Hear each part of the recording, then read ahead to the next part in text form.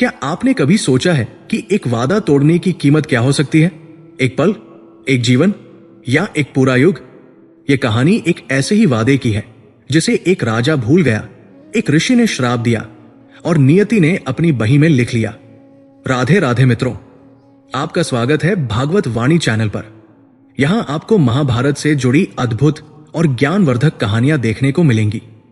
अगर वीडियो अच्छा लगे तो लाइक, सब्सक्राइब जरूर करें और कमेंट बॉक्स में लिखें जय श्री कृष्णा।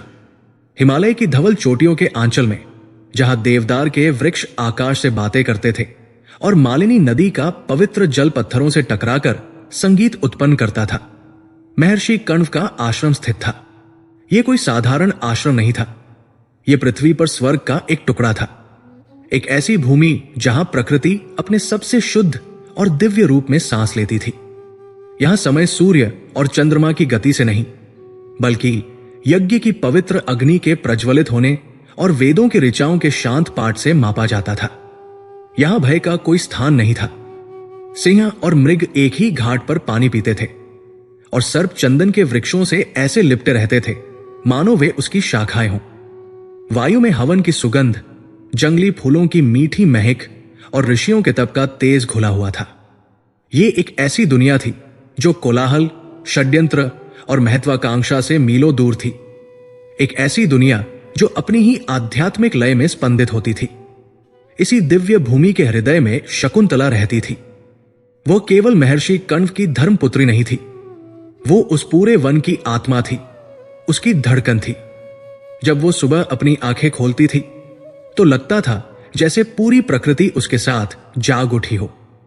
पक्षी उसके कक्ष की खिड़की पर बैठकर साधारण चहचहाट नहीं, बल्कि प्रभाती गाते थे। हिरणों के झुंड उसके आने की प्रतीक्षा करते, अपनी नम आंखों से उसे निहारते, मानो अपनी दिनचर्या की आज्ञा उसी से मांग रहे हों। जब वो नंगे पांव ओस से भीगी घास पर चलती तो धरती भी रोमांचित हो उठती थी। लताएं स्वयं आगे बढ़कर उसके बालों में अपने सबसे सुंदर पुष्प गूंथ देती थी और वृक्ष झुककर उसे अपने मीठे फल अर्पित करते थे। वो पशु पक्षियों की मौन भाषा समझती थी और वे उसके हृदय की हर भावना को। उसकी हंसी मालिनी नदी के कलकल में घुल जाती थी और उसकी खामोशी में गहन ध्यान में बैठे किसी योगी का ठहराव था। वलकल वस्त्रों में लिपटा उसका सौंदर्य किसी राजसी वस्त्र या आभूषण का मोहताज नहीं था। उसकी त्वचा पर सुबह की पहली किरण की सुनहरी चमक थी। उसकी आंखों में गहरे झील की शांति और आकाश की अनंतता थी और उसके घुंघराले काले केश ऐसे लगते थे मानो रात्रि ने स्वयं अपने कुछ बादल उसे उपहार में दे दिए हों। वो सौंदर्य और मासूमियत का एक ऐसा संगम थी जो देखने वाले के मन से वासना नहीं, बल्कि श्रद्धा उत्पन्न करता था। लेकिन उसकी इस कोमलता और सादगी के नीचे एक अनजाना, अव्यक्त तेज भी छिपा था। एक ऐसी दिव्य आभा जो कभी कभी उसकी आंखों में झलक जाती थी। यह उसकी वंशावली का प्रमाण था।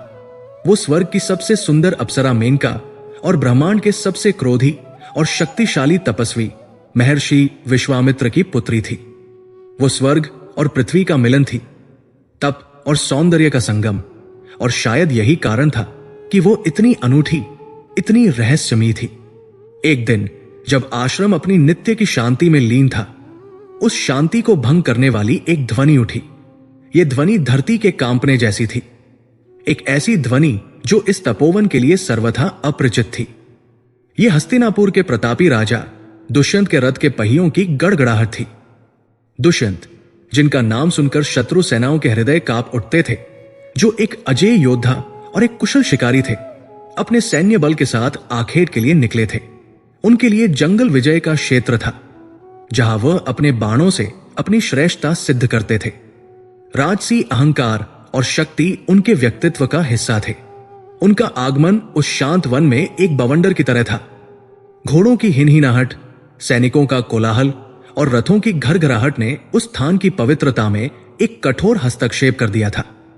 पक्षी भयभीत होकर उड़ गए और जानवर घनी झाड़ियों में छिपने के लिए भाग खड़े हुए। तभी राजा की अनुभवी आंखों ने एक दुर्लभ कृष्णसार मृग को देखा। उसकी त्वचा रात्रि के आकाश की तरह काली और चिकनी थी और उसके सींग सोने की तरह चमक रहे थे। वो अद्भुत जीव भय और सुंदरता का मिश्रण था। राजा के भीतर का शिकारी जाग उठा। उन्होंने अपने सारथी को आदेश दिया, रथ को उस मृग के पीछे ले चलो।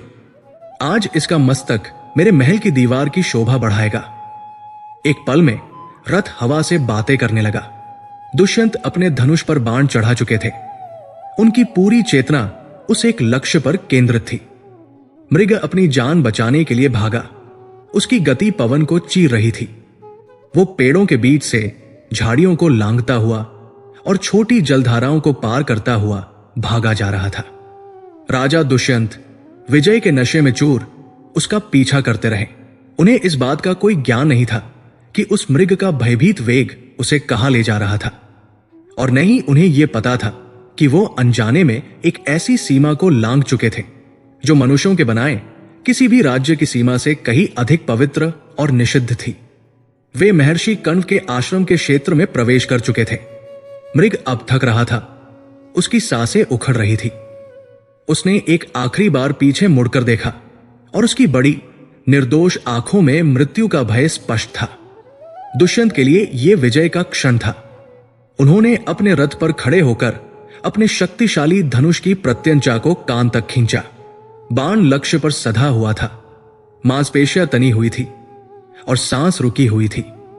एक पल, बस एक पल की दूरी थी उस जीव के जीवन और मृत्यु के बीच। जैसे ही राजा अपनी उंगलियों को ढीला करने वाले थे ताकि बाण अपने लक्ष्य की ओर उड़ सके, तभी हवा को चीरती हुई एक आवाज आई जो बाण से भी अधिक तेज और भेदक थी। राजन, ठहरो। आवाज में कोई क्रोध या भय नहीं था। वो कोमल थी, फिर भी उसमें एक दृढ़ता थी, एक अधिकार था जिसने राजा के उठे हुए हाथों को हवा में ही स्थिर कर दिया। ये आश्रम का मृग है, इसे मत मारो। ये निरीह है, इसे जीवन दान दो। दुष्यंत चौंक गए। इस निर्जन वन में उन्हें रोकने का साहस किसने किया? आखेट में बाधा डालने का अर्थ राजा के अधिकार को चुनौती देना था। क्रोध और आश्चर्य के मिश्रण के साथ उन्होंने आवाज की दिशा में अपनी गर्दन घुमाई और उस क्षण समय जैसे थम गया। उनके सामने कुछ ही दूरी पर वल्कल वस्त्र पहने एक तपस्विनी खड़ी थी। उसके पीछे वही मृग कांपता हुआ खड़ा था, मानो उसने उस कन्या के आंचल में शरण ले ली हो। लेकिन राजा की दृष्टि उस मृग पर नहीं, उस कन्या पर स्थिर हो गई थी। उन्होंने अपने जीवन में सौंदर्य को हर रूप में देखा था। राजमहलों की नर्तकियां, साम्राज्यों का गर्व, राजकुमारियों का लावण्य, सब कुछ उनकी आंखों के सामने से गुजरा था। लेकिन यह कुछ और था। यह सौंदर्य नहीं था, यह दिव्यता थी। उसकी आंखों में भय का लेश मात्र भी नहीं था, बल्कि एक अजीब सा अधिकार था, जैसे वह इस पूरे वन की स्वामिनी हो। उसकी उपस्थिति में एक ऐसी शांति थी, एक ऐसी पवित्रता थी जिसने राजा दुष्यंत के भीतर के योद्धा, उनके शिकारी और उनके अहंकार को एक ही पल में शांत कर दिया। ठीक वैसे ही जैसे एक बूंद गंगाजल धधकती हुई आग को शांत कर देता है। उनके हाथ अपने आप ढीले पड़ गए और वो अमोघ धनुष जिसने अनगिनत युद्ध जिताए थे नीचे झुक गया। दुष्यंत निशब्द थे। उनकी जिह्वा पर जो कठोर शब्द आने को थे वे गले में ही कहीं खो गए। वह जो सम्राटों और राजाओं को आदेश देते थे आज एक तपस्विनी के सामने एक साधारण मनुष्य की तरह खड़े थे, पूरी तरह से उसके प्रभाव में। वो कौन थी? क्या वह कोई वनदेवी थी जो अपने पुत्र की रक्षा के लिए प्रकट हुई थी, या वो स्वयं देवी सरस्वती थी जिनके स्वर में इतना आकर्षण और बल था? उन्हें लगा जैसे वह इस चेहरे को सदियों से जानते हैं, जैसे उनकी आत्मा इस आत्मा से परिचित है। यह केवल आकर्षण नहीं था, यह एक गहरा, लगभग दर्दनाक खिंचाव था, एक ऐसी अनुभूति जिसे उन्होंने पहले कभी अनुभव नहीं किया था। राजा दुष्यंत जो किसी के सामने नहीं झुकते थे, उस तपस्वी कन्या के सामने निशब्द क्यों हो गए? यह केवल उसकी सुंदरता का प्रभाव था, या किसी जन्म जन्मांतर के रिश्ते की पहली दस्तक थी जो उनके हृदय पर पड़ी थी? उनके भीतर एक द्वंद्व छिड़ गया। उनका राजसी कर्तव्य उन्हें वापस हस्तिनापुर बुला रहा था, लेकिन उनका हृदय उस वन में उस कन्या के पास रुकने की आज्ञा दे रहा था। और तभी उन्होंने एक निर्णय लिया। उन्होंने अपने सैनिकों को दूर रुकने का आदेश दिया और स्वयं एक साधारण पथिक का वेश धारण कर आश्रम में रुकने का फैसला किया।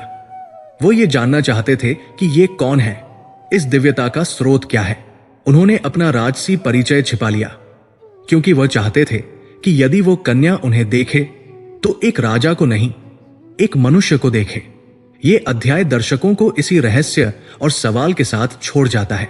जब दो बिल्कुल अलग दुनिया, राजमहल का ऐश्वर्य और तपोवन की सादगी, एक दूसरे से टकराती है, तो क्या प्रेम का अंकुर फूटता है या फिर विनाश की ज्वाला धधकती है? एक राजा का अपनी पहचान छिपाकर एक साधारण व्यक्ति के रूप में रुकने का निर्णय क्या एक महान प्रेम कहानी की शुरुआत थी, या एक ऐसी भूल जिसकी कीमत दोनों को भविष्य में चुकानी पड़ेगी? जंगल की आत्मा और हस्तिनापुर के सम्राट की यह पहली भेंट नियति के द्वारा लिखा गया एक ऐसा अध्याय था जिसका हर अगला पन्ना एक नए रहस्य को जन्म देने वाला था। राजा दुष्यंत, जो अब स्वयं को हस्तिनापुर के एक सामान्य राज्याधिकारी के रूप में प्रस्तुत कर रहे थे, आश्रम के जीवन में धीरे धीरे घुलने मिलने लगे। उनका राजसी अहंकार मालिनी नदी के शीतल जल में धुल गया था और उनका शिकारी मन तपोवन की शांति में विलीन हो गया था। दिन बीतने लगे। जो राजा स्वर्ण के पात्रों में भोजन करते थे, अब वे पत्तलों पर कंदमूल और फल ग्रहण करते, और उस सादे भोजन में उन्हें एक ऐसा स्वाद मिलता जो राजमहल के 56 भोग में भी दुर्लभ था। जहां उनके कानों में चाटुकारों की प्रशंसा और दरबारियों की कूटनीति गूंजती थी, वही अब वे ऋषियों के ज्ञानपूर्ण प्रवचन और पक्षियों का निश्चल संगीत सुनते थे। ये उनके लिए एक पुनर्जन्म जैसा था, एक आत्मा का शुद्धिकरण। लेकिन इस रूपांतरण का केंद्र बिंदु शकुंतला थी। हर गुजरते दिन के साथ उनका आकर्षण एक दूसरे के लिए गहराता जा रहा था। उनकी बातचीत अब केवल औपचारिकताओं तक सीमित नहीं रही। वे घंटों साथ बिताते। दुष्यंत उसे अपने आखेट के रोमांचक किस्से सुनाते, युद्ध की रणनीतियों और राजकाज की जटिलताओं का वर्णन करते। लेकिन उनकी बातों में अब विजय का दंभ नहीं, बल्कि एक खोज होती थी। वो शकुंतला की आंखों में उन बातों का प्रतिबिंब खोजते थे, और शकुंतला, जो केवल वन और आश्रम की दुनिया से परिचित थी, उनकी बातों को मंत्रमुग्ध होकर सुनती। उसके लिए ये एक नई दुनिया के द्वार खुलने जैसा था। एक ऐसी दुनिया जो जितनी भयावह थी उतनी ही आकर्षक भी। बदले में शकुंतला दुष्यंत को अपनी दुनिया दिखाती। वो उसे सिखाती कि कैसे नवपल्लवित लताओं से बिना उन्हें कष्ट पहुंचाए पुष्प चुने जाते हैं, कैसे हिरण के शावकों को प्रेम से सहलाया जाता है कि वे अपनी मां की गोद को न भूलें, और कैसे बहती नदी के संगीत में भविष्य के संकेत छिपे होते हैं। एक दिन एक मतवाले भौंरे ने शकुंतला को परेशान करना शुरू कर दिया। वो भयभीत होकर इधर उधर भागने लगी। तभी दुष्यंत ने आगे बढ़कर अपनी उत्तरीय से उस भौंरे को दूर हटा दिया। उस एक क्षण में जब शकुंतला ने हाफते हुए उनकी ओर देखा, तो उसे उस साधारण अतिथि की आंखों में एक असाधारण तेज और सुरक्षा का एहसास हुआ।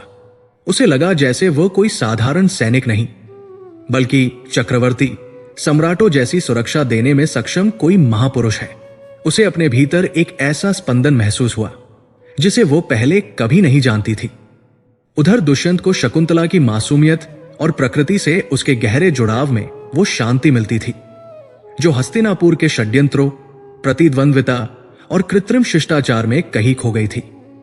शकुंतला की उपस्थिति एक मरहम की तरह थी, जो उनके योद्धा मन के अनगिनत घावों को भर रही थी। वो देखते थे कि कैसे वो हर जीव से निस्वार्थ प्रेम करती है, कैसे उसकी आत्मा कांच की तरह पारदर्शी है, जिसमें कोई छलकपट नहीं। वो समझ गए थे कि सच्चा साम्राज्य धन या भूमि पर नहीं, बल्कि ऐसे पवित्र हृदय पर शासन करने में है। उनका प्रेम अब केवल एक आकर्षण नहीं रह गया था, ये दो आत्माओं का मिलन था, दो अलग अलग दुनियाओं का एक बिंदु पर आकर एकाकार हो जाना था। एक चांदनी रात में जब पूरा आश्रम गहन निद्रा में लीन था और केवल मालिनी नदी की कलकल और झिंगुरों की ध्वनि ही उस खामोशी को तोड़ रही थी, वे दोनों नदी के किनारे एक शिला पर बैठे थे। चंद्रमा का प्रतिबिंब नदी के जल में ऐसे कांप रहा था मानो वह भी उनके प्रेम के आवेग से अस्थिर हो।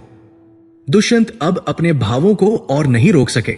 उन्होंने शकुंतला का हाथ अपने हाथ में लिया और उसकी कोमलता को महसूस करते हुए कहा, शकुंतला, जब मैं इस वन में आया था तो मैं एक शिकारी था, एक विजेता था, लेकिन तुमसे मिलकर मैंने जाना कि असली विजय किसी को हराने में नहीं, बल्कि किसी के सामने हार जाने में है। मेरा हृदय जो कभी किसी के सामने नहीं झुका, वो तुम्हारे सामने पूरी तरह से पराजित हो चुका है। मैं तुमसे प्रेम करता हूं, उस प्रेम से नहीं जो संसार जानता है, बल्कि उस प्रेम से जिसे आत्मा पहचानती है। शकुंतला की पलकें भीग गई। उसका हृदय इतनी तेजी से धड़क रहा था कि उसे लगा जैसे वो उसके वक्ष से बाहर आ जाएगा। उसने कांपते हुए स्वर में कहा, जब मैंने आपको पहली बार देखा था तब मुझे आपके पद या पहचान का कोई ज्ञान नहीं था। मैंने केवल आपकी आंखों में एक सच्चाई और एक पीड़ा देखी थी। मुझे नहीं पता कि प्रेम क्या होता है, लेकिन यदि किसी की उपस्थिति में स्वयं को पूर्ण महसूस करना, किसी के दूर जाने की कल्पना से ही हृदय का व्याकुल हो जाना प्रेम है, तो हां, मैं भी आपसे प्रेम करती हूं। उस स्वीकृति के क्षण में जैसे पूरी प्रकृति उत्सव मनाने लगी। हवा ने फूलों की सुगंध को चारों ओर बिखेर दिया और चंद्रमा बादलों के घूंघट से बाहर निकलकर उन्हें आशीर्वाद देने लगा। उनका प्रेम अब अपनी पराकाष्ठा पर पहुंच चुका था। वो जानते थे कि उनका मिलन सामाजिक नियमों और बंधनों से परे है। दुष्यंत ने कहा, शकुंतला, हमारा प्रेम किसी पुरोहित के मंत्रों या समाज की स्वीकृति का मोहताज नहीं है। ये आत्मा का आत्मा से किया गया संकल्प है। चलो हम इसी क्षण एक दूसरे को पति पत्नी के रूप में स्वीकार करते हैं। हम गंधर्व विवाह करेंगे, जहां कोई मनुष्य नहीं, बल्कि ये अनंत आकाश, ये पवित्र नदी, ये चंद्रमा और ये मौन वृक्ष हमारे साक्षी बनेंगे। शकुंतला ने अपनी स्वीकृति अपनी झुकी हुई पलकों और नम आंखों से दे दी। उस दिव्य मुहूर्त में उन्होंने किसी अग्नि या पुरोहित के बिना एक दूसरे को अपना जीवन साथी स्वीकार किया। अग्नि के फेरों की जगह उन्होंने एक दूसरे की आंखों में झांक कर 7 वचन लिए। पुरोहित के मंत्रों की जगह मालिनी नदी का संगीत था और अक्षत की जगह वृक्षों ने उन पर पुष्पों की वर्षा की। ये 2 शरीरों का नहीं, 2 आत्माओं का सबसे पवित्र मिलन था, जिसे स्वयं प्रकृति ने प्रमाणित किया था। कुछ दिन स्वर्ग की तरफ बीत गए, लेकिन नियति ने उनके लिए कुछ और ही लिखा था। एक सुबह हस्तिनापुर से एक दूत हामफता हुआ आया। उसके चेहरे पर चिंता की लकीरें थी। उसने दुष्यंत को एक ओर ले जाकर बताया कि राज्य की उत्तरी सीमा पर विद्रोहियों ने सिर उठा लिया है और स्थिति गंभीर है। महामंत्री ने राजा को तत्काल राजधानी लौटने का संदेश भेजा था। दुष्यंत के पैरों तले जमीन खिसक गई। एक ओर उनका राजधर्म था, उनकी प्रजा की सुरक्षा का दायित्व, और दूसरी ओर शकुंतला, उनका प्रेम, उनका नवविवाहित जीवन। भारी मन से वो शकुंतला के पास गए। उसे देखते ही शकुंतला के चेहरे पर जो खुशी खिली थी, वो दुष्यंत के चेहरे पर चिंता देखकर मुरझा गई। दुष्यंत ने उसे सब कुछ बता दिया। यह सुनकर शकुंतला का हृदय बैठ गया। उसकी आंखों में बिच्छुओं का भय तैरने लगा। उसने रुंधे गले से पूछा, आप चले जाएंगे? दुष्यंत ने उसे अपनी बाहों में भर लिया और उसके माथे को चूमते हुए कहा, शकुंतला, मैं जा रहा हूं, लेकिन तुम्हें अकेला छोड़ने के लिए नहीं, बल्कि तुम्हें हमेशा के लिए अपनाने की तैयारी करने के लिए। मेरा राजधर्म मुझे बुला रहा है और उसे निभाना मेरा कर्तव्य है, लेकिन मेरा प्रेम मुझे तुम्हारे पास वापस लाएगा। मैं तुमसे वादा करता हूं, जैसे ही राज्य में शांति स्थापित हो जाएगी, मैं स्वयं पूरी राजकीय सेना, पूरे सम्मान और वैभव के साथ तुम्हें लेने आऊंगा। तुम इस आश्रम में एक ऋषि पुत्री की तरह विदा नहीं होगी, बल्कि हस्तिनापुर की महारानी बनकर प्रवेश करोगी। शकुंतला की आंखों से आंसू बह रहे थे। विश्वास और भय के बीच उसका मन झूल रहा था। दुष्यंत ने उसकी चिंता को समझते हुए अपनी उंगली से अपनी राजसी मुद्रिका उतारी। वो कोई साधारण अंगूठी नहीं थी।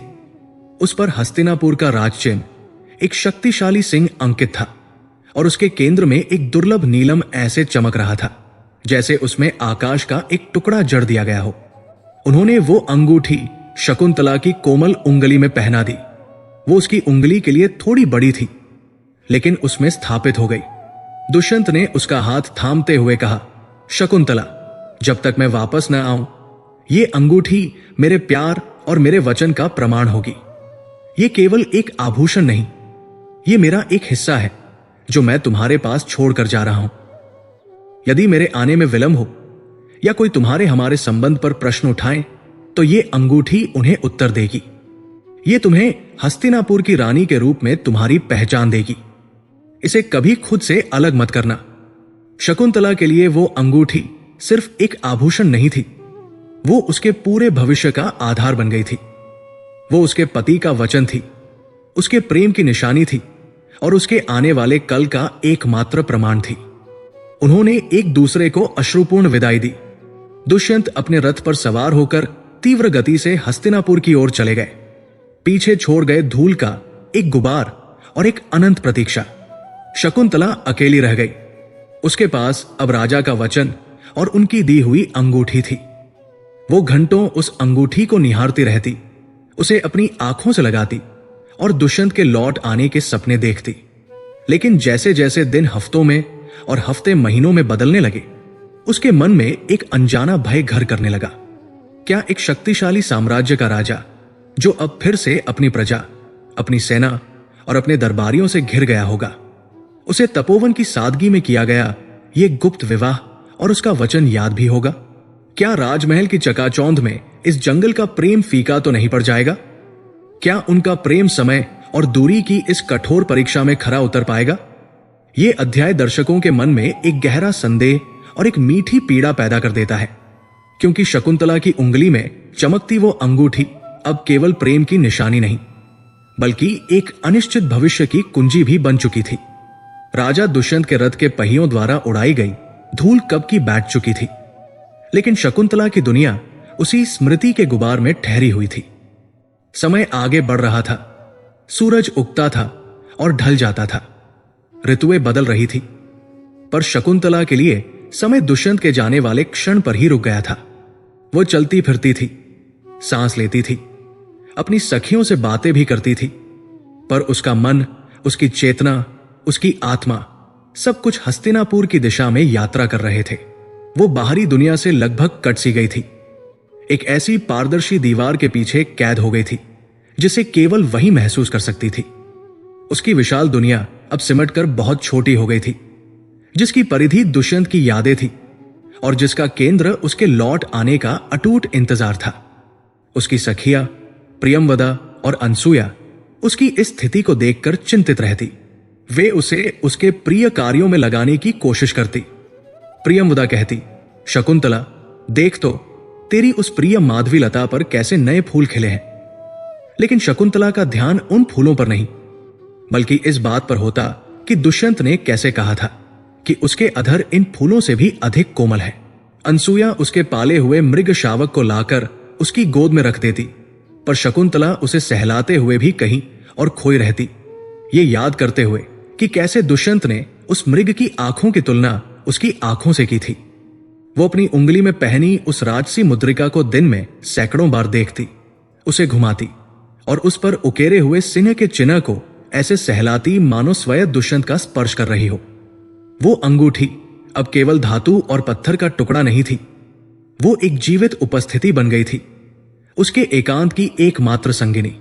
इसी आत्मविस्मृति की अवस्था में एक दोपहर, जब सूर्य अपने चरम पर था और आश्रम के सभी ऋषिमुनि अपनी कुटिया में विश्राम कर रहे थे, आश्रम के द्वार पर एक ऐसी ऊर्जा ने दस्तक दी जिससे वन के पशु पक्षी भी सहम गए।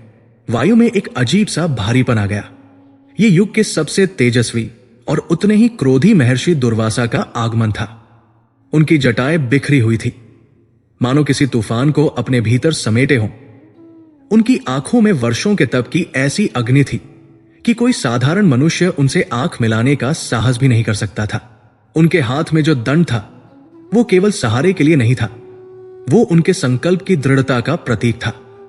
वे ज्ञान और शक्ति के चलते फिरते भंडार थे, लेकिन उनका क्रोध उनकी सबसे बड़ी पहचान थी। एक ऐसा क्रोध जो पलक झपकते ही किसी के भी जीवन को भस्म कर सकता था। अपने स्वभाव के अनुसार उन्होंने आश्रम के द्वार पर खड़े होकर एक गंभीर और शक्तिशाली उद्घोष किया, भिक्षामदेहि। उनकी आवाज में याचना नहीं, अधिकार था। ये एक परीक्षण था, ये देखने का कि इस तपोवन में अतिथि धर्म का पालन कितनी निष्ठा से होता है। उस समय दुर्भाग्य से शकुंतला अपनी कुटिया के बाहर एक वेदी पर बैठी थी, अपनी हथेलियों पर ठोड़ी टिकाए शून्य में निहारती हुई। उसके कानों तक ऋषि की आवाज पहुंची ही नहीं। उसके कानों में तो केवल दुष्यंत के रथ के पहियों की वो ध्वनि गूंज रही थी जो उसे ले गए थे, और वो मन ही मन उस ध्वनि को वापस लौटते हुए सुन रही थी। वो अपनी ही कल्पना की दुनिया में इतनी गहरी डूबी हुई थी कि उसे अपनी इंद्रियों पर कोई नियंत्रण ही नहीं था। ऋषि दुर्वासा ने दोबारा और भी ऊंचे स्वर में पुकारा। इस बार उनकी आवाज में अधीरता की एक हल्की सी कंपकंपी थी, लेकिन शकुंतला तब भी स्थिर रही, एक सुंदर प्रतिमा की तरह जिसके चेहरे पर एक स्वप्निल मुस्कान थी। उसे न तो ऋषि की उपस्थिति का आभास हुआ और न ही उनके शब्दों का। वो ये देख ही नहीं पाई कि एक सम्मानित अतिथि, एक त्रिकालदर्शी ऋषि उसके आश्रम के द्वार पर भिक्षा के लिए खड़े हैं। अब ऋषि दुर्वासा का धैर्य जवाब दे गया। इसे उन्होंने अपना घोर अपमान माना। एक साधारण तपस्विनी और इतना अहंकार कि वह मुझ जैसे अतिथि का सत्कार करना तो दूर, मेरी उपस्थिति को भी स्वीकार नहीं कर रही है। उनका चेहरा क्रोध से लाल हो गया, उनकी भ्रिकुटी तन गई और उनके नथुने फड़कने लगे। उन्होंने अपना दंड पृथ्वी पर पटका और उस आघात से जैसे धरती कांप उठी। वे गरजते हुए बोले, अरे अभिमानी कन्या, तू जिसका ध्यान करते हुए इतनी मदमस्त है कि मुझ जैसे तप और शक्ति से पूर्ण अतिथि का अपमान कर रही है, जो तेरे द्वार पर आकर भी अनदेखा रह गया, तो सुन मेरा श्राप। उनका हर शब्द वज्र की तरह कठोर था। जिसके विचारों में खोकर तूने आज धर्म की मर्यादा तोड़ी है, वो तुझे उसी क्षण भूल जाएगा जब उसे तेरी सबसे अधिक आवश्यकता होगी। वो तुझे ऐसे भूल जाएगा जैसे कोई जागा हुआ व्यक्ति रात में देखे हुए सपने की बात याद नहीं रखता। तेरी स्मृति उसके मन से पूरी तरह मिट जाएगी, एक परछाई की तरह, एक भ्रम की तरह। ये भयानक शब्द जैसे ही कुटिया के भीतर बैठी प्रियमवदा और अनसुया के कानों में पड़े, उनके हाथ पैर कांप उठे। वे भागती हुई बाहर आई और जो दृश्य देखा उससे उनके प्राण सूख गए। उन्होंने ऋषि दुर्वासा को क्रोध की साक्षात मूर्ति बने हुए और शकुंतला को अभी भी उसी तरह बेखबर बैठे देखा। वे दोनों बिजली की गति से दौड़ी और सीधे ऋषि के चरणों में गिर पड़ी। उनकी आंखों से अविरल अश्रुधारा बह रही थी। प्रियमवदा ने रोते हुए कहा, हे महर्षि, क्षमा करें, हमें क्षमा करें। ये अबोध है, इसने जानबूझकर आपका अपमान नहीं किया। ये तो, अनसुया ने उसकी बात पूरी की, ये तो प्रेम के अधीन है महर्षि। जिसके प्रेम में ये खोई है वो हस्तिनापुर के एक महान राजपुरुष है, जो इससे गंधर्व विवाह करके अभी अभी लौटे हैं। ये उन्हीं की याद में इतनी व्याकुल है कि इसे अपने तनमन की भी सुध नहीं है। ये अपराधी नहीं, विरहिणी है। कृपया इस पर दया करें। अपने श्राप की अग्नि में इसके भविष्य को भस्म न करें। दोनों सखियों का करुण विलाप, उनकी सच्ची मित्रता और उनकी दीनता देखकर ऋषि दुर्वासा का ज्वालामुखी जैसा क्रोध कुछ शांत हुआ। उन्हें अपनी गलती का एहसास हुआ कि उन्होंने पूरी बात जाने बिना ही श्राप दे दिया था, लेकिन एक सिद्ध ऋषि के मुख से निकले शब्द वापस नहीं लिए जा सकते थे। वे तो ब्रह्मांड में अंकित हो जाते थे। उन्होंने एक गहरी सांस ली और कहा, मेरा श्राप वापस नहीं हो सकता। जो कह दिया गया है वो होकर रहेगा। ये सुनकर दोनों सखियों ने और जोर से विलाप करना शुरू कर दिया। तब ऋषि ने कहा, शांत हो जाओ। मैं श्राप को पूरी तरह मिटा नहीं सकता, लेकिन हां, इसके प्रभाव को कम अवश्य कर सकता हूं। उन्होंने शकुंतला की ओर देखकर कहा, जिस व्यक्ति ने इसे भुला दिया है, यदि उसके पास ले जाकर कोई पहचान का चिन्ह दिखाया गया, कोई ऐसी वस्तु जो उसने स्वयं इसे दी हो, तो उस चिन्ह को देखते ही उसे सब कुछ याद आ जाएगा। उसकी भूली हुई स्मृति जाग उठेगी। इतना कहकर ऋषि दुर्वासा एक पल भी नहीं रुके। वे जैसे आए थे वैसे ही एक तूफान की तरह चले गए। उनके जाने के बाद दोनों सखियां राहत और भय के बीच झूलने लगी। तभी उनकी नजर शकुंतला की उंगली में चमकती उस अंगूठी पर पड़ी। वे एक दूसरे को देखकर कुछ आश्वस्त हुई। अनसुया ने कांपते हुए कहा, प्रियमवदा, हमारे पास उपाय है। राजा की दी हुई ये अंगूठी शकुंतला के पास है। ये पहचान का चिन्ह बनेगी। प्रियमवदा ने सहमति में सिर हिलाया, लेकिन फिर बोली, पर क्या हम ये बात शकुंतला को बता दें? दोनों ने शकुंतला की ओर देखा, जो अब ऋषि के कोलाहल से चौंक कर उठी थी और भ्रमित सी उन्हें देख रही थी, मानो पूछ रही हो कि क्या हुआ। उसकी भोली निर्दोष आंखों को देखकर वे समझ गई कि वो इस भयानक श्राप के आघात को सह नहीं पाएगी। ये जानने का विचार कि दुष्यंत उसे भूल जाएंगे, उसे जीवित ही मार डालेगा। उन्होंने एक दूसरे को मौन संकेत दिया और यह भारी रहस्य अपने हृदय में ही दफन करने का फैसला किया। उन्होंने सोचा कि जब शकुंतला राजा के पास जाएगी तो अंगूठी देखकर उन्हें सब याद आ ही जाएगा। फिर इस कड़वे सत्य को बताकर उसे व्यर्थ कष्ट क्यों देना? ये उनका स्नेह था, लेकिन ये एक घातक भूल भी थी। कुछ महीने और बीत गए। महर्षि कण्व अपनी लंबी तीर्थयात्रा से लौटे। उनके लौटते ही आश्रम में फिर से वही शांति और व्यवस्था लौट आई। वो एक पिता थे और एक पिता की दृष्टि से कुछ भी छिपा नहीं रह सकता। उन्होंने शकुंतला को देखा और एक ही पल में सब कुछ समझ गए।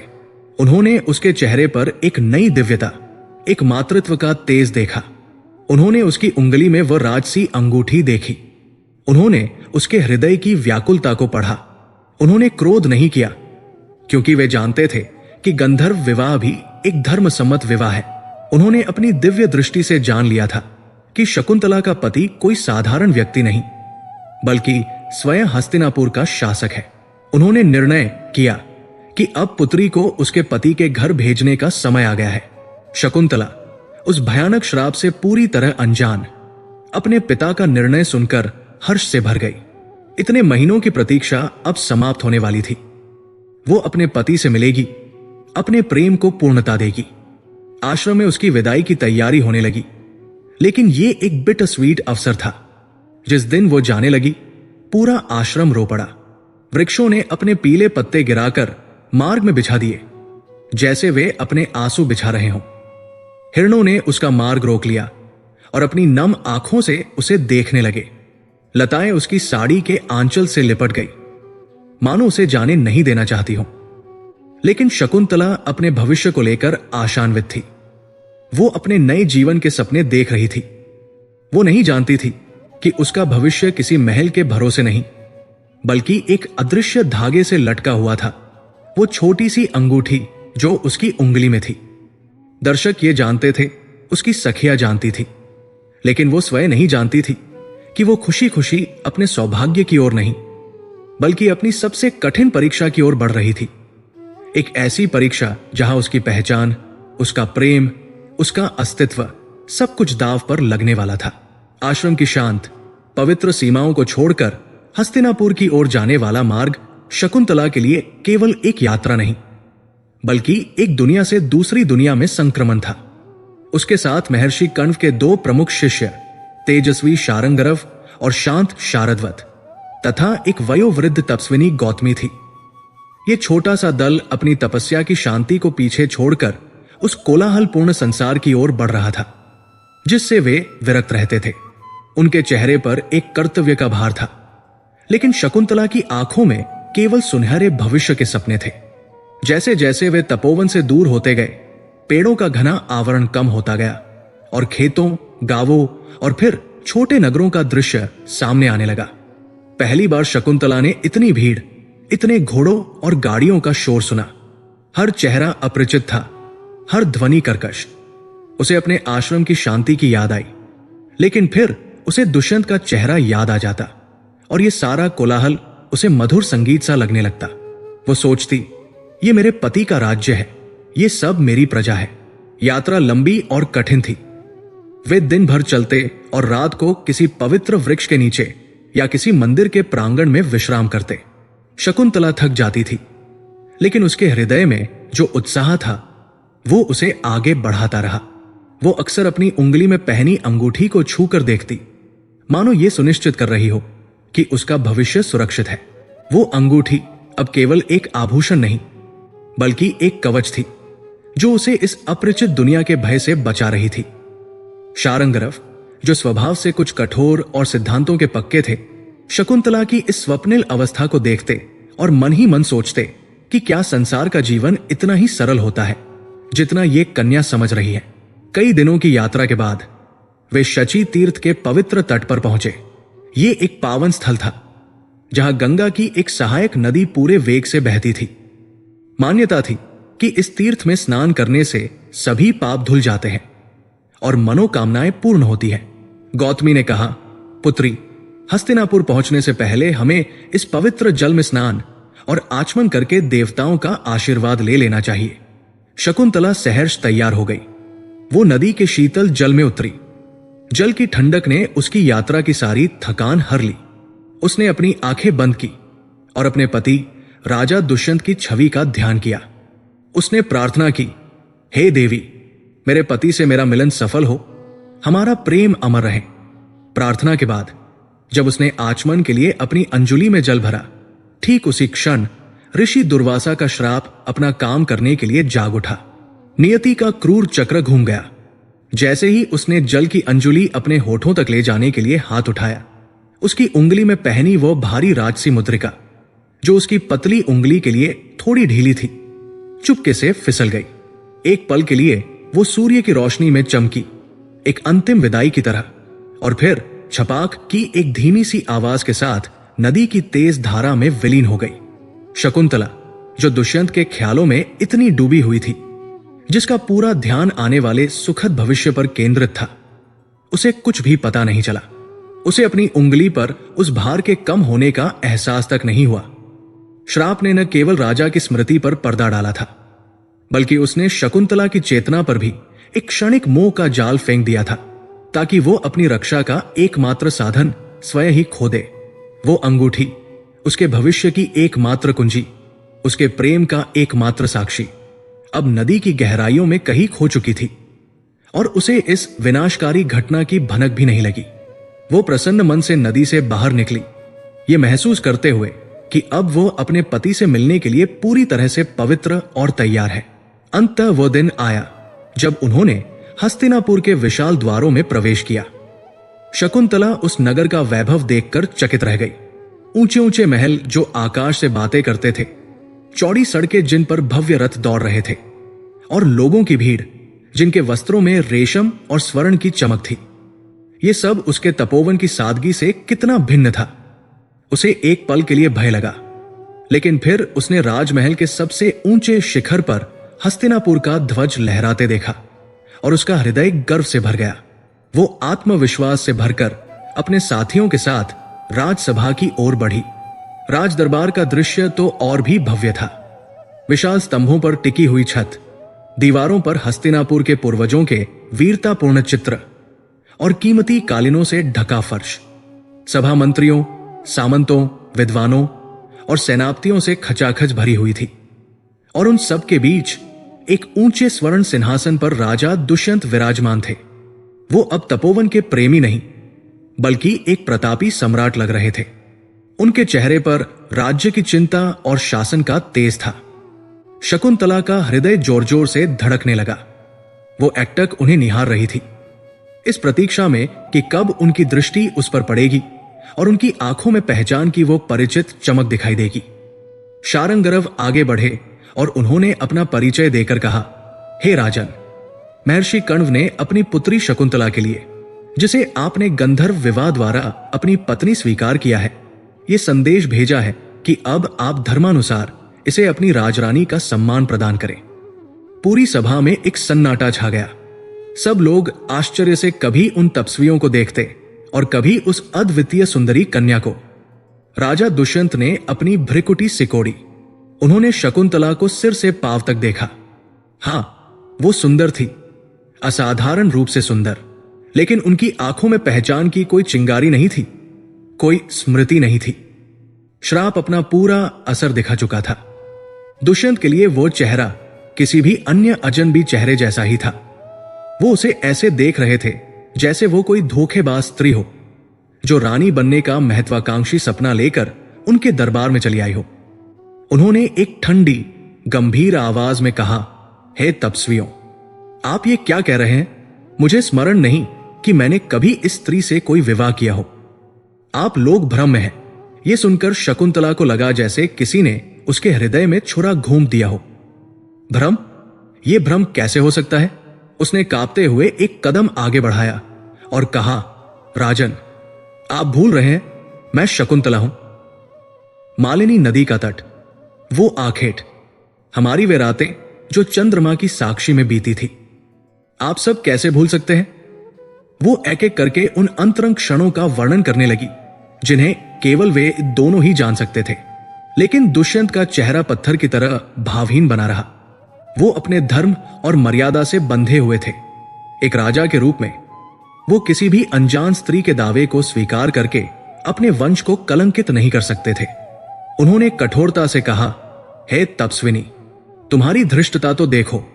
तुम एक पवित्र वेश में होकर ऐसी निर्लज्ज बातें कर रही हो। मैं नहीं जानता कि तुम कौन हो और ये असत्य कहकर तुम मेरे महान पुरु वंश को कलंकित क्यों करना चाहती हो। स्त्रियां प्राय अपनी कल्पनाओं को सत्य मान लेती हैं, लेकिन एक राजा अपनी कल्पनाओं पर राज नहीं चलाता। अपमान का यह बाण शकुंतला के आर पार हो गया। उसकी आंखों से आंसू बहने लगे। शारंगरव का चेहरा क्रोध से तमतमा उठा, लेकिन शकुंतला ने स्वयं को संभाला। उसे याद आया, उसके पास सबूत है, एक ऐसा सबूत जिसे राजा झुठला नहीं सकते। उसने आत्मविश्वास के साथ कहा, यदि आपकी स्मृति ने आपका साथ छोड़ दिया है राजन, तो मेरे पास आपका दिया हुआ प्रमाण है। आपकी वो राजसी मुद्रिका जिसे आपने विदा होते समय मेरे भविष्य की पहचान बनाकर मेरी उंगली में पहनाया था। यह कहकर उसने गर्व से अपना दाहिना हाथ आगे बढ़ाया ताकि पूरी सभा उस अंगूठी को देख सके, ताकि राजा को अपनी भूली हुई प्रतिज्ञा याद आ सके। लेकिन उसकी उंगली खाली थी। एक भयानक, दिल दहला देने वाली खामोशी उस क्षण में समा गई। शकुंतला ने अपनी खाली उंगली को घूर कर देखा। उसका चेहरा भय से सफेद पड़ गया। उसने अपने वस्त्रों को टटोला, अपने बालों को झिंझोड़ा। वो पागलों की तरह कहा गई, यही तो थी अंगूठी, कहा गई। बुदबुदाने लगी। उसके पैरों तले की जमीन खिसक गई थी। उसे शची तीर्थ का वह स्नान याद नहीं आया। उसे बस इतना पता था कि उसका एकमात्र सहारा, उसका अंतिम प्रमाण लुप्त हो चुका था। अब दुष्यंत का संदेह विश्वास में बदल गया। उन्होंने व्यंग्यात्मक हंसी के साथ कहा, बहुत पहले विवाह की कहानी, और जब प्रमाण मांगा गया तो वो भी खो गया। हे स्त्री, तुम एक कुशल धोखेबाज हो, लेकिन तुमने गलत जगह पर अपना खेल खेलने की कोशिश की है। बिना किसी सबूत के शकुंतला की हर दलील झूठी साबित हो गई थी। भरी सभा में उसे अपमानित किया गया, उसे कुलटा और लोभी कहा गया। शारंगरव ने भी क्रोध में उसका साथ छोड़ते हुए कहा, हमने अपना कर्तव्य पूरा किया। राजन, अब ये आपकी पत्नी है या नहीं, ये आप जाने। और वे अपने साथी के साथ दरबार से चले गए। शकुंतला अब पूरी तरह अकेली और असहाय खड़ी थी, सैकड़ों आंखों के संदेह और घृणा का केंद्र बनी हुई। जब कोई रास्ता नहीं बचा, जब अपमान और पीड़ा अपनी चरम सीमा पर पहुंच गई और शकुंतला धरती पर गिरने ही वाली थी, तभी राजसभा में एक चमत्कार हुआ। अचानक पूरा दरबार एक अलौकिक तीव्र प्रकाश से भर गया। हवा में दिव्य सुगंध फैल गई और घंटियों की मधुर ध्वनि सुनाई देने लगी। इससे पहले कि कोई कुछ समझ पाता, छत से एक सुनहरे प्रकाश का पुंज नीचे उतरा। उसने असहाय शकुंतला को अपनी गोद में समेटा और पलक झपकते ही वापस आकाश में विलीन हो गया। दरबार में गहरा सन्नाटा छा गया। सब स्तब्ध थे। दुष्यंत अपनी गद्दी से उठ खड़े हुए थे। उनका हृदय अकारण ही जोर जोर से धड़क रहा था।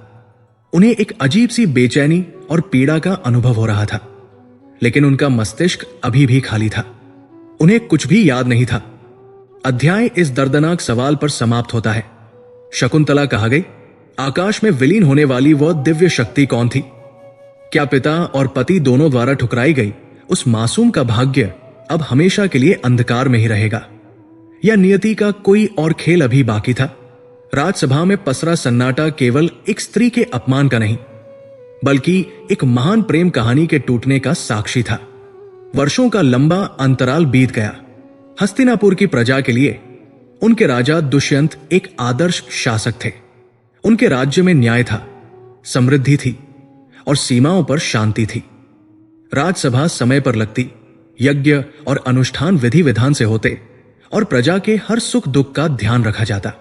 बाहर से देखने पर हस्तिनापुर का साम्राज्य एक सुनियोजित और शक्तिशाली तंत्र की तरह चल रहा था, जिसका हर पुर्जा अपनी जगह पर सही काम कर रहा था। लेकिन उस तंत्र का हृदय स्वयं राजा भीतर से खोखला था। राजा दुष्यंत के मन में एक अनजानी सतत बेचैनी रहती थी, एक ऐसी उदासी जिसका कोई कारण उन्हें ज्ञात नहीं था। वो अक्सर राजसभा के बीच में कहीं खो जाते, उनकी आंखें शून्य में कुछ तलाशने लगती। रात्रि में जब पूरा महल सो जाता, वो अपने भव्य कक्ष की खिड़की पर खड़े होकर घंटों आकाश के तारों को निहारते रहते, जैसे किसी बिछड़े हुए संदेश को पढ़ने की कोशिश कर रहे हों। उन्हें लगता था जैसे उनके जीवन का कोई बहुत महत्वपूर्ण, बहुत प्रिय हिस्सा उनसे छीन लिया गया है। लेकिन क्या ये उनकी स्मृति से परे था? उन्हें कभी कभी सपनों में दो बड़ी हिरनी जैसी आंखों की एक झलक दिखती, जिसमें अथाह प्रेम और उतनी ही गहरी पीड़ा होती थी। लेकिन जागते ही वो चेहरा धुंध में खो जाता। राजमाता और मंत्रीगण उनकी इस स्थिति से चिंतित थे। वे देखते थे कि राजा उत्सवों में भाग तो लेते हैं, पर उनके चेहरे पर मुस्कान नहीं होती। वो शिकार पर जाते हैं, पर उनके बाणों में पहले जैसा उत्साह नहीं होता। वे एक राजा के सारे कर्तव्य निभा रहे थे, पर एक मनुष्य का जीवन जीना जैसे भूल गए थे। कई बार मंत्रियों ने वंश को आगे बढ़ाने के लिए उनके दूसरे विवाह का प्रस्ताव रखा, लेकिन राजा हर बार इस प्रस्ताव को एक अकारण क्रोध या एक गहरी पीड़ा के साथ अस्वीकार कर देते। उन्हें स्वयं नहीं पता था कि क्यों, पर उन्हें लगता था कि उनका हृदय किसी और के लिए आरक्षित है, किसी ऐसे के लिए जिसे वो जानते ही नहीं। उनका जीवन एक सुंदर लेकिन सुगंधहीन फूल की तरह हो गया था, जिसमें सब कुछ था सिवाय आत्मा के। उधर हस्तिनापुर की सीमा पर बहने वाली उसी नदी में, जिसमें कभी शकुंतला की अंगूठी खो गई थी, एक गरीब मछुआरा अपना जाल डाले बैठा था। उसका जीवन संघर्ष और अभाव का दूसरा नाम था। हर दिन वो इसी आशा में नदी के किनारे आता कि आज कोई बड़ी मछली उसके जाल में फंसेगी, जिससे उसके परिवार का कई दिनों का गुजारा चल जाएगा। उस दिन भी वो सुबह से बैठा था, लेकिन उसकी किस्मत अच्छी नहीं थी। दोपहर ढलने लगी थी और उसके जाल में कुछ छोटी मछलियों के सिवा कुछ नहीं था। निराश होकर उसने आखिरी बार अपना जाल समेटने का फैसला किया। जैसे ही उसने जाल खींचना शुरू किया, उसे वो असामान्य रूप से भारी लगा। उसके हृदय में आशा की एक किरण जागी। उसने अपनी पूरी शक्ति लगाकर जाल को किनारे खींचा, और जो उसने देखा उससे उसकी आंखें विस्मय से फैल गई। जाल के अंदर एक विशाल रोहू मछली फंसी थी, इतनी बड़ी कि उसने अपने जीवन में पहले कभी नहीं देखी थी। उसकी खाल चांदी की तरह चमक रही थी। मछुआरा खुशी से झूम उठा। आज देवी गंगा उस पर प्रसन्न हो गई थी। वो उस भारी मछली को उठाकर अपनी छोटी सी झोपड़ी की ओर चल दिया। जब उसकी पत्नी ने इतनी बड़ी मछली देखी तो उसकी खुशी का भी ठिकाना न रहा। मछुआरे ने एक तेज छुरी उठाई और मछली का पेट चीरने के लिए तैयार हुआ। जैसे ही उसने पहला चीरा लगाया और मछली का पेट खोला, उसकी छुरी किसी कठोर चीज से टकराई। उसने सोचा कि शायद कोई पत्थर होगा, लेकिन जब उसने हाथ डालकर उस चीज को बाहर निकाला और उसे पानी से धोया, तो उसकी आंखों में अविश्वास और लालच की एक तीव्र चमक दौड़ गई। उसके हाथ में एक बेशकीमती राजसी अंगूठी थी। वो सोने की बनी थी और उसके केंद्र में एक बड़ा सा नीलम जड़ा था, जो गहरे आकाश की तरह चमक रहा था, और उस पर हस्तिनापुर का राज चिन्ह एक गर्जना करता हुआ सिंह स्पष्ट रूप से खुदा हुआ था। एक पल के लिए वो डर गया। ये निश्चित रूप से राजा की अंगूठी थी, लेकिन दूसरे ही पल उसके मन में लालच ने घर कर लिया। उसने सोचा, स्वयं भाग्य ने मुझे ये अवसर दिया है, अगर मैं इसे बेच दूं तो मेरी 7 पीढ़ियों की गरीबी दूर हो जाएगी। उसने ये बात अपनी पत्नी से भी छिपाई और अगले दिन सुबह सुबह उस अंगूठी को अपनी फटी हुई धोती के कोने में छिपाकर वो शहर के सबसे बड़े जौहरी के पास जाने के लिए निकल पड़ा। बाजार में वो सहमे हुए एक जौहरी की दुकान पर पहुंचा और कांपते हुए हाथों से अंगूठी उसके सामने रख दी। जौहरी ने जैसे ही उस अंगूठी को देखा, उसके चेहरे का रंग उड़ गया। वो एक अनुभवी पारखी था। उसने राजचिन्ह को एक ही नजर में पहचान लिया। उसे लगा कि यह मछुआरा कोई चोर है, जिसने शायद महल से ही इसे चुराया है।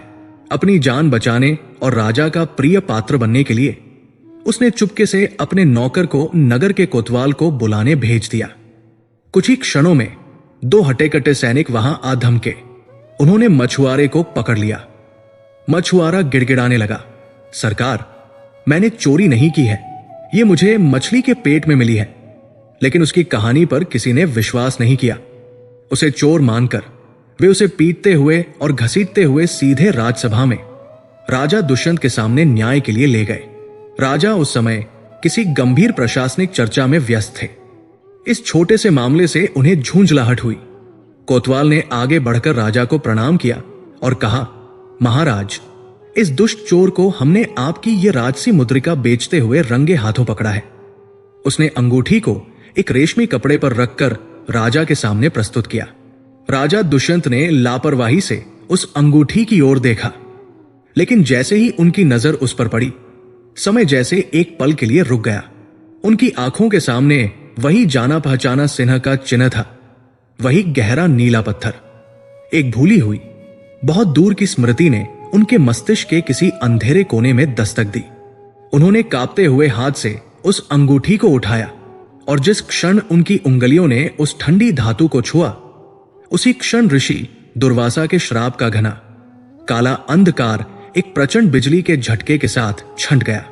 एक पल के लिए उनके कानों में सन्नाटा छा गया और फिर स्मृतियों का एक ऐसा बवंडर, एक ऐसा तूफान उनके मस्तिष्क में उठा जिसने उन्हें जड़ से हिलाकर रख दिया। तपोवन का वो शांत दृश्य, मालिनी नदी का किनारा, वल्कल वस्त्रों में लिपटी एक दिव्य कन्या की छवि, उसकी हिरणी जैसी आंखें, उसकी मासूम हंसी, उनका प्रेम, चांदनी रात में किया गया वो गंधर्व विवाह, एक दूसरे को दिए गए वचन, और फिर विदाई का वो क्षण जब उन्होंने यही अंगूठी उसकी उंगली में पहनाई थी। सब कुछ, एक एक पल, एक एक शब्द उन्हें ऐसे याद आया जैसे वो कल की ही बात हो। और फिर उस सुखद स्मृति के साथ ही सबसे भयानक स्मृति भी लौटी। अपनी राजसभा का वो दृश्य, वही कन्या जो अब उनकी गर्भवती पत्नी थी, उनके सामने खड़ी थी। उसकी आंखों में विश्वास और प्रेम था, और उन्होंने उसे पहचानने से इनकार कर दिया था। उन्होंने उसे भरी सभा में अपमानित किया था। उन्होंने उसे कुलटा कहा था, धोखेबाज कहा था। उन्हें अपने कहे हुए एक एक कठोर शब्द याद आए, जो अब किसी पिघले हुए शीशे की तरह उनके कानों में पड़ रहे थे। उन्हें उसका वो टूटा हुआ अश्रुपूर्ण चेहरा याद आया। शकुंतला, एक दर्दनाक चीख उनके कंठ से निकली। वो अपने सिंहासन से ऐसे गिरे जैसे उनके शरीर में प्राण ही न बचे हों। राजसभा में हाहाकार मच गया। मंत्री और दरबारी उन्हें संभालने के लिए दौड़े, लेकिन राजा जैसे होश में ही नहीं थे। वो पागलों की तरह विलाप कर रहे थे, अपनी छाती पीट रहे थे। मैंने क्या कर दिया? हे प्रभु, मैंने क्या कर दिया? मैंने अपनी पत्नी को, अपनी निर्दोष शकुंतला को, मैंने उसे त्याग दिया। वो फर्श पर पड़ी उस अंगूठी की ओर घिसट कर बढ़े और उसे उठाकर अपने हृदय से लगा लिया। उनकी आंखों से पश्चाताप के गर्म आंसू बह रहे थे, जो उस अंगूठी पर गिरकर उसे धो रहे थे। पूरा दरबार स्तब्ध था। किसी को कुछ समझ नहीं आ रहा था कि अचानक महाराज को क्या हो गया। कुछ क्षणों के उन्माद के बाद उनका दुख एक भयानक संकल्प में बदल गया। उन्होंने अपने सेनापति को बुलाया और गरजते हुए आदेश दिया, पूरी सेना को तैयार करो। मेरे सारे गुप्तचरों को दुनिया के हर कोने में भेज दो। धरती का चप्पा चप्पा छान मारो, आकाश पाताल एक कर दो, लेकिन मेरी रानी को, मेरी शकुंतला को खोज निकालो। जाओ। हस्तिनापुर की पूरी राजकीय शक्ति उस एक खोज में लगा दी गई। घुड़सवार दूत हर दिशा में दौड़ पड़े। गुप्तचरों ने हर आश्रम, हर नगर, हर गांव में खोज की। महर्षि कण्व के आश्रम भी संदेश भेजा गया, लेकिन वहां से उत्तर आया कि जिस दिन शकुंतला हस्तिनापुर के लिए विदा हुई थी, उसके बाद से उन्होंने उसे नहीं देखा। उसका कहीं कोई पता नहीं था। वो धरती पर थी या आकाश में, जीवित थी या नहीं, कोई नहीं जानता था। अध्याय का अंत इस चरम पीड़ा पर होता है। राजा दुष्यंत अपने महल के एकांत कक्ष में बैठे हैं। हाथ में वही अंगूठी है और आंखों में अनंत पश्चाताप। श्राप का अंधकार तो छंट गया था, स्मृति का सूर्य तो उदय हो गया था, लेकिन उस सूर्य के प्रकाश में उन्हें अपना सुखद भविष्य नहीं, बल्कि अपने ही किए हुए पाप का भयावह दृश्य दिखाई दे रहा था। उन्हें अपनी स्मृति तो वापस मिल गई थी, लेकिन क्या वह अपनी शकुंतला को और उसके साथ अपने अजन्मे बच्चे को हमेशा हमेशा के लिए खो चुके थे? ये एक ऐसा प्रश्न था जिसका उत्तर अब शायद नियति के पास भी नहीं था। पश्चाताप की ये आग अब उन्हें जीवन भर जलाने वाली थी। कई और वर्ष पश्चाताप की अग्नि में जलते हुए बीत गए। राजा दुष्यंत का जीवन अब एक मूक तपस्या बन चुका था। वो एक कुशल और न्यायप्रिय राजा थे, लेकिन उनके सिंहासन पर एक ऐसा खालीपन था जिसे हस्तिनापुर का सारा वैभव मिलकर भी भर नहीं सकता था। उन्होंने अपने शयन कक्ष की दीवार पर अपनी स्मृति के आधार पर शकुंतला का एक चित्र बनवाया था, और अब वही चित्र उनका एकमात्र साथी था। वो घंटों उस निर्जीव छवि से बातें करते, उससे क्षमा मांगते और अपनी पीड़ा सुनाते। राजमहल के उत्सव और उल्लास उनके लिए अर्थहीन हो चुके थे। उनका शरीर हस्तिनापुर पर शासन करता था, पर उनकी आत्मा अभी भी किसी अनजान वन में अपनी खोई हुई रानी को तलाश रही थी। इसी दौरान देवलोक में एक संकट उत्पन्न हुआ। कालनेमी नामक एक भयंकर असुर के वंशजों ने अपने आतंक से देवों को पराजित कर दिया था। देवराज इंद्र जानते थे कि एक श्राप के कारण कोई भी देवता उन असुरों का वध नहीं कर सकता। उनका अंत किसी महान मानव योद्धा के हाथों ही लिखा था। जब इंद्र ने पृथ्वी की ओर देखा तो उन्हें अपनी इस लड़ाई के लिए एकमात्र योग्य योद्धा दिखाई दिया, हस्तिनापुर का सम्राट दुष्यंत। इंद्र के सारथी मातली उनका दिव्य रथ लेकर पृथ्वी पर उतरे और राजा दुष्यंत से देवों की सहायता करने का आग्रह किया। दुष्यंत के लिए यह बुलावा एक अवसर की तरह आया। उनके हृदय में जीवन के प्रति कोई मोह शेष नहीं था। उन्होंने सोचा कि यह युद्ध शायद उनके प्रायश्चित का एक मार्ग है। यदि वो विजय हुए तो इतने पुण्य के भागी बनेंगे कि शायद देवता ही उनकी शकुंतला को खोजने में सहायता करें, और यदि वो वीरगति को प्राप्त हुए तो इस असहनीय पीड़ा से उन्हें मुक्ति मिल जाएगी। वो बिना एक पल सोचे इंद्र के रथ पर सवार होकर देवलोक की ओर चल पड़े। स्वर्ग में एक भयंकर युद्ध हुआ। दुष्यंत अपने पूर्ण पराक्रम से लड़े। उनका शौर्य किसी देवता से कम नहीं था, लेकिन उनकी आंखों में एक ऐसी निर्लिप्तता थी जैसे उन्हें मृत्यु का कोई भय ही न हो। यह वही निडरता थी जो एक योद्धा को अजेय बना देती है। उन्होंने अपने बाणों से असुरों की सेनाओं का संहार कर दिया और अंत में इंद्र को विजय दिलाई। देवलोक में उनका भव्य सम्मान हुआ। इंद्र ने उन्हें अपने आधे सिंहासन पर बैठने का प्रस्ताव दिया और मनचाहा वरदान मांगने को कहा, लेकिन दुष्यंत ने विनम्रता से सब कुछ अस्वीकार कर दिया। उन्होंने केवल एक ही प्रार्थना की, हे देवराज, यदि आप मुझ पर प्रसन्न हैं तो मुझे केवल पृथ्वी पर लौटने की आज्ञा दे। मेरा एक अधूरा कर्तव्य है, एक अधूरी खोज है। इंद्र उनकी पीड़ा को समझकर मुस्कुराए और उन्हें ससम्मान विदा किया। जब दुष्यंत मातली के साथ अपने रथ पर पृथ्वी की ओर लौट रहे थे तो उनका मार्ग आकाश गंगा के एक दिव्य क्षेत्र से होकर गुजरा। यह हेमकूट पर्वत था, जहां न तो पूरी तरह स्वर्ग का वैभव था और न ही पृथ्वी का मर्त्यलोक। यह सिद्धों और महर्षियों की तपोभूमि थी। तभी दुष्यंत की नजर नीचे एक अद्भुत आश्रम पर पड़ी, जो सूर्य के प्रकाश से भी अधिक तेज से दमक रहा था। उन्हें उस स्थान के प्रति एक अकारण तीव्र आकर्षण महसूस हुआ। उन्होंने मातली से रथ को उस आश्रम में उतारने का आग्रह किया। जैसे ही रथ भूमि पर उतरा और दुष्यंत नीचे उतरे, उनकी नजर एक ऐसे दृश्य पर पड़ी जिसने उन्हें स्तब्ध कर दिया। कुछ ही दूरी पर एक लगभग 7-8 वर्ष का तेजस्वी बालक खेल रहा था। वो कोई साधारण बालक नहीं था। उसके चेहरे पर सूर्य जैसा तेज, भुजाओं में वज्र जैसी शक्ति और आंखों में एक निर्भय आत्मविश्वास था। वो खेल भी कोई साधारण खेल नहीं था। वो एक शक्तिशाली सिंह के बच्चे को अपनी भुजाओं में जकड़े हुए था और उसके मुंह को जबरदस्ती खोलने की कोशिश करते हुए कह रहा था, अरे सिंह, अपना मुंह तो खोल, मुझे तेरे दांत गिनने हैं। सिंह का बच्चा गुर्रा रहा था और अपने पंजों से छूटने की कोशिश कर रहा था, लेकिन उस बालक की पकड़ इतनी मजबूत थी कि वो विवश था। 2 तपस्विनियां उसे रोकने की कोशिश कर रही थी।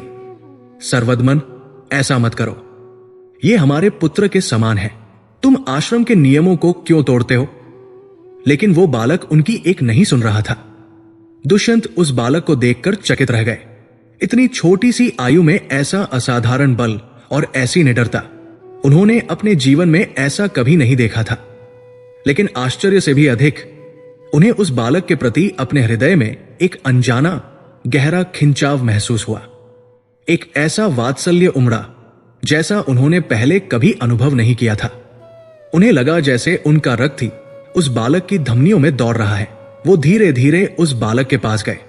उन्हें अपनी ओर आता देख बालक ने सिने के बच्चे को छोड़ दिया और तन कर खड़ा हो गया। दुष्यंत ने अत्यंत स्नेह से पूछा, हे वीर बालक, तुम्हारा नाम क्या है? तुम किस वंश के दीपक हो? तुम्हारे पिता कौन है? बालक ने गर्व से अपनी छाती चौड़ी करते हुए उत्तर दिया, मेरा नाम सर्वदमन है और मैं पुरुवंशी हूं। पुरुवंशी, यह शब्द दुष्यंत के हृदय में एक बाण की तरह लगा।